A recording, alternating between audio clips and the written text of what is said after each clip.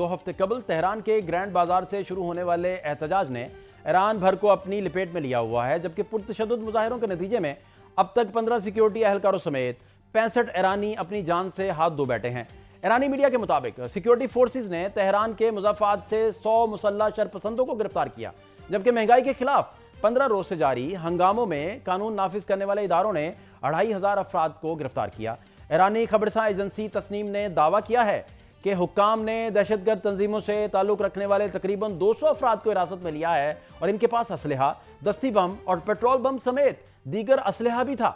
اس کے علاوہ ایرانی حکام نے بتایا ہے کہ موساد کے ایسے 600 ایجنٹس کی شناخت کر لی گئی ہے جو مظاہرین کو بھڑکانے میں ملوث ہیں، اور اس سلسلے میں ایرانی ہیکرز کے گروپ حنظلہ کی جانب سے ایک PDF دستاویز بھی سامنے آئی ہے، جس میں ایران کے علاوہ برطانیہ، امریکہ، کینیڈا اور اسرائیل سمیت کئی ممالک کے نام اور فون نمبرز کی فہرست موجود ہے۔ اس فہرست میں عبرانی میں لکھے گئے کچھ نام اور انگریزی میں لکھے گئے کئی ایرانی نام بھی شامل ہیں جن کا اسرائیلی خفیہ تنظیم موساد سے رابطہ ہے، جبکہ اس خبر کی تصدیق اسرائیل کے وزیر ثقافت کے اس بیان سے بھی ہوتی ہے، جس میں انہوں نے کہا کہ اسرائیل کے ایجنٹ ایران میں سرگرم ہیں، اور اسرائیلی ریڈیو کو دیے گئے انٹرویو میں انہوں نے کہا کہ البتہ اس کی تردید یہ کی کہ یہ ایجنٹ ایران کی حکومت کا تختہ الٹنے کے لیے کام نہیں کر رہے، بلکہ وہ اس بات کو یقینی بنا رہے ہیں کہ ایران کسی بھی دوسرے پہلو سے اسرائیل کے خلاف خطرہ نہ ہو۔ ادھر ایران کی حکومت نے امن و امان برقرار رکھنے کے لیے فوج کو تعینات کر دیا ہے، جبکہ مسلح افواج نے اپنے بیان میں کہا ہے کہ وہ ہر سازش کا مقابلہ کرے گی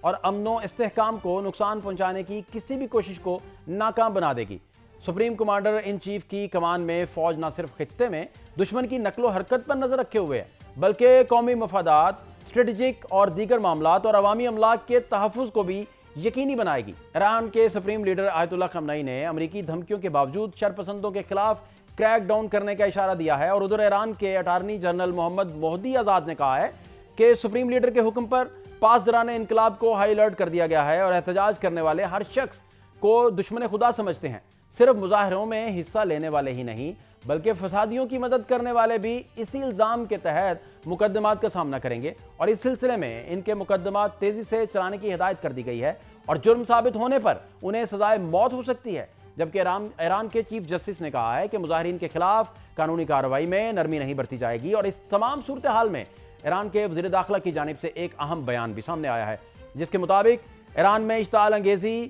اور تخریب کاری میں کمی ہو رہی ہے، اور جبکہ ایرانی پارلیمان کے اسپیکر محمد باقر نے کہا ہے کہ ایران اپنی دفاعی حکمت عملی کو صرف جوابی کارروائی تک محدود نہیں رکھے گا، بلکہ واضح اور عملی خطرات کی بنیاد پر پیشگی اقدامات بھی کرے گا۔